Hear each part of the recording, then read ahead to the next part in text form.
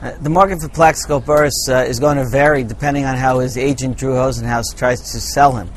If Rosenhaus considers him a number one receiver, he may have a tough time finding the kind of deal he wants because the money probably won't be there.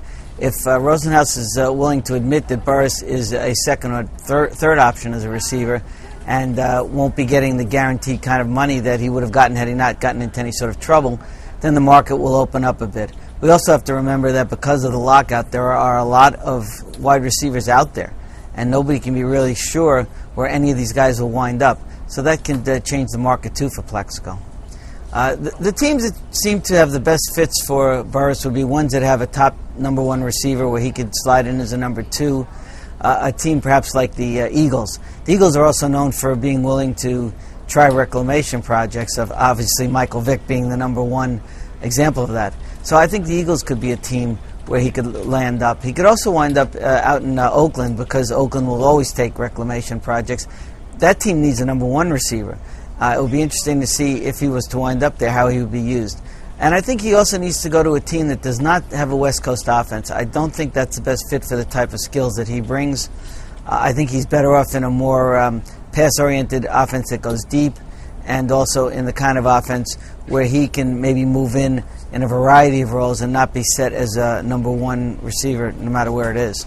We will not see him back at the Giants for a variety of reasons. I think the main one is they worry about the locker room, and they worry about the fact that here's a guy that they're willing to bring back after a few years in jail, after the whole incident that happened that pretty much tore apart that team. I think he's got no chance of going back to the Giants. The Giants don't have any rights to him either right now. He's a total free agent. He could wind up, however, in New York with the Jets. That wouldn't be a shocking move. Burress is 33. He'll be 34 in August. That's not a terrible age for a receiver, particularly a guy who hasn't been banged up too much, and he hasn't. He's a big guy. He's pretty strong.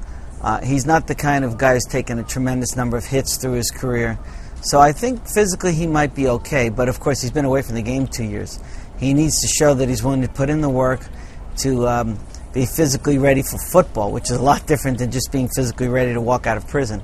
Burress's return to the NFL will be entirely different from Vick's for two reasons. Number one, Vick was brought in as a backup. He was actually brought in as a third-string quarterback in Philadelphia. So his rise there has been phenomenal. And when he came in, though, Donovan McNabb was the guy there, and Kevin Cobb was number two. So Burress will not go into a situation where he'll ride the bench. Wherever he signs, he's going to be used. He may not be the starter, but he'll get in on third downs for sure. He'll play plenty. So that's one difference. The other difference is that Vick was only, I think, 30 when he came out of prison, and Burress is 34, and those 4 years could make a difference, although I don't think Burress is all that beaten up.